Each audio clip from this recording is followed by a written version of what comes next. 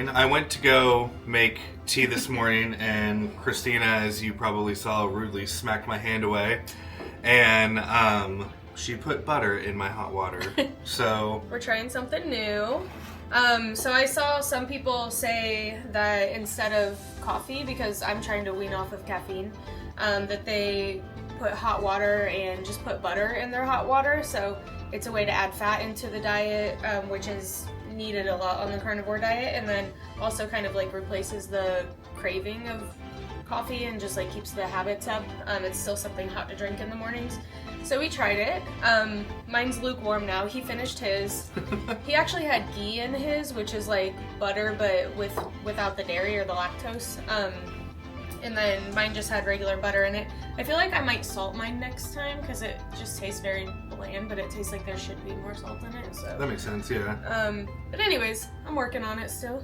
Yeah, for me it wasn't that bad. Without having the lactose, I think that mine was a little bit sweeter, so it probably hit that like sweet craving a little bit that that we get from time to time when you cut it out completely. But yeah, it was good. I would drink it again. And so from here, we are going to run over to Whole Foods and stock up on some extra stuff. We need some more bacon. When you're eating it every day, we vastly underestimated how much we would need. Depends on, so the no sugar bacons, there's a lot less in those. Like, they don't come in huge packs. So sometimes literally we'll eat 1 pack a day because it'll be like 4 pieces and 4 pieces, and then the whole pack's gone. So it just depends on the pack. But yeah, eating it every morning, we're going through it so fast. Yeah. So we'll follow up with you later. We do have a couple questions that some people have been asking about dietary trends, fiber, some of those other things. Getting our blood checked and getting our blood checked, blood pressure. We spent most of the morning actually while we were eating because we tracked it before. I think one day we were just at Sam's Club and we checked our blood pressure, and we were vastly disappointed in the numbers, and we were like, yeah, we need a diet, and that never really happened to any full extent, really. So, but we both actually just somewhat recently, within the last month, have been to the doctor. Yeah. And we had our blood pressure taken. Which was a little elevated for both of us. Yeah, which was a little elevated for both of us. So, and we actually took our blood pressure last night, and I guess you'll have to wait and see what those numbers are when we show you everything later. So.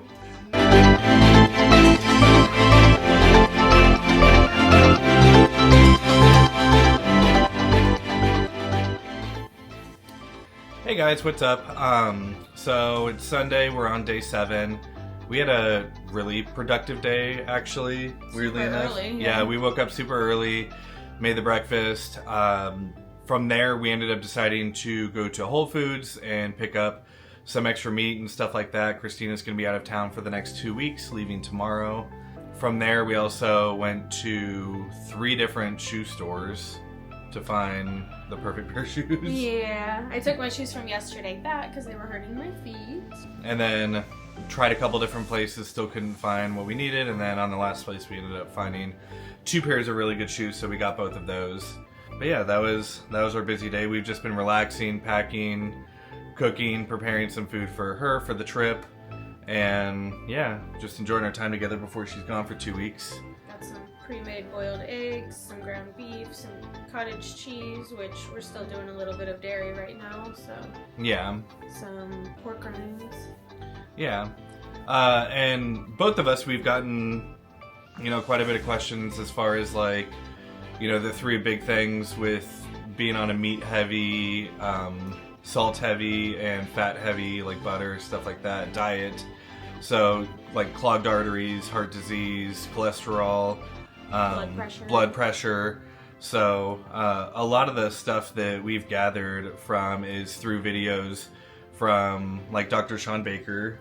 He's the one that coined the term carnivore diet. Christina knows a lot more about it than I do with him, but yeah, so we have actually a couple of really cool clips that we found and put together for you from a couple of other doctors. So this first one, it's Dr. Philip Avadia. He's a heart surgeon. He's been a heart surgeon for over 25 years and has done over 3,000 heart surgeries. And this next part is what he has to say about cholesterol in particular? For myself, my former self, and frankly, a lot of people out there, they hear what I'm eating. They're worried about cholesterol. You're going to clog your arteries. That's what I was always worried about. You got to eat low fat sort of thing. What should people really be worried about? Like, is there a root cause of heart disease that you can simplify, I guess, for people? Yeah, I think the simple root causes of heart disease are inflammation and insulin resistance. And those two are related, but, they can also occur sort of independent of each other.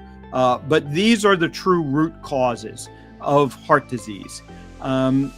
What I tell people about cholesterol, about lipids, is it's not that they're irrelevant. It's just that they're downstream from those root causes.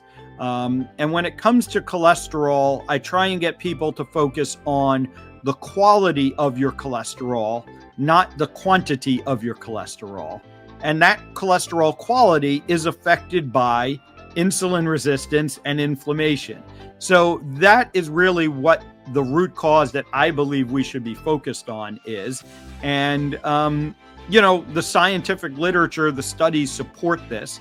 I did a talk a number of years ago for one of the low carb meetings where I went through every paper that I could find that had a comparison of the risk associated with high cholesterol and the risk associated with insulin resistance when it came to cardiovascular disease. And in every one of those papers, the magnitude of risk associated with insulin resistance was much higher than the magnitude of risk associated with increased cholesterol. So if we really simplify it, it's from eating processed foods and sugar and things that we weren't intended to that causes the inflammation and insulin resistance for the most part?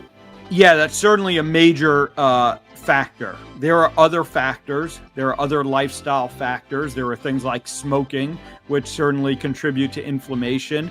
But the primary driver of insulin resistance certainly seems to be ultra-processed food, which includes sugar and highly refined carbohydrates, and also includes processed oils, vegetable seed oils, that both independently and certainly combined can really wreak havoc on the development of insulin resistance. All right, so that was super informative. That's one of the videos that we saw pretty early on that helps us kind of change our mindset about, going into this diet. For the next one, this one is Dr. Paul Mason. He is going to give us a little bit of more insight on like dietary fiber and if that's something that's, important in a regular diet. Firstly, that fibre is not a necessity for a healthy diet. So I'd like to present to you the best trial that I could find. This was a case control study. So in this study, 63 patients who presented with constipation were recruited, and high and low fibre diets were compared in these patients. And this also included a zero fibre diet that required the complete cessation of all vegetables, cereals, fruits, wholemeal breads and rice. So this graph here represents the percentage of study participants before the study suffering from each of the symptoms listed on the right side. So you can see, before the study started, all of them had constipation and strain opening their bowels, and a number also experienced bloating, bleeding and pain. And when the study participants, those who went on a high fibre diet, we can see that the proportion suffering symptoms actually increased, especially bloating. So then there was a reduced fibre arm. And what you can see here is that those on the reduced fibre diet actually demonstrated a modest reduction in symptoms. So the question is, what happened to those, the majority of those in the study, who had zero fibre in their diet?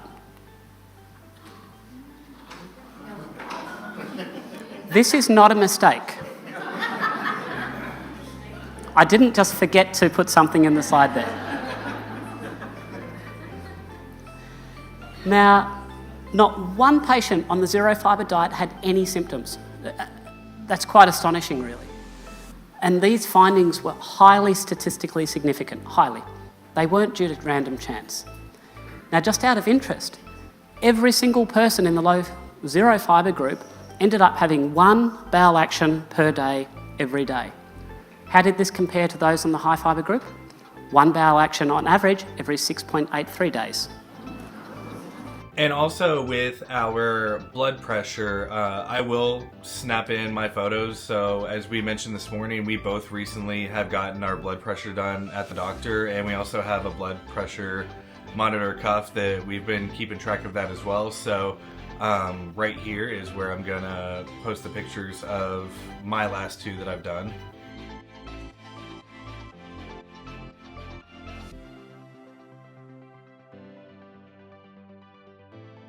And honestly, the big scary thing that it comes to with nutrition is there's still really a lot of unknowns. So even the greatest of scientists can, think that one thing is the right thing, and the big thing is everybody's body is different. And as we come across more information and we're learning more about how different things affect different people, is really where we're getting a lot of our information from. So, with Christina, seeing a lot of videos about type 1 diabetics like she is, and, their reactions to the carnivore diet, a year in, 6 months in, 3 months in, 2 years later, a lot of the people that are going through the exact same thing, the results that they're getting is incredibly promising. Also, a big reason why I felt like it was good for me, at least. Chris just kind of jumped on with me, but I think that for me, so whether or not everybody knows much about diabetes, I don't know, but obviously blood sugars are a challenge to keep in range. For the last 48 hours though, my blood sugar has 95% been under 110, which is outrageously awesome. The highest it's been is 134. And that seems to be typically with type 1 diabetics doing carnivore, that's the research we found, is that A1C levels will be anywhere between 4.8 and 5.2, which is non-diabetic. You would never be able to pick their A1C out of a lineup.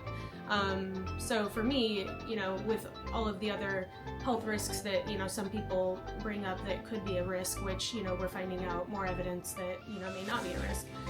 Either way, the stable blood sugars is a big reason why for me overall, I think that wins anyways. Yeah, for sure. Yeah. For sure.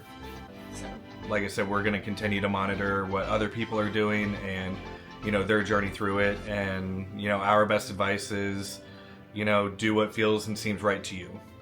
All right, and that's today, and we will see you tomorrow.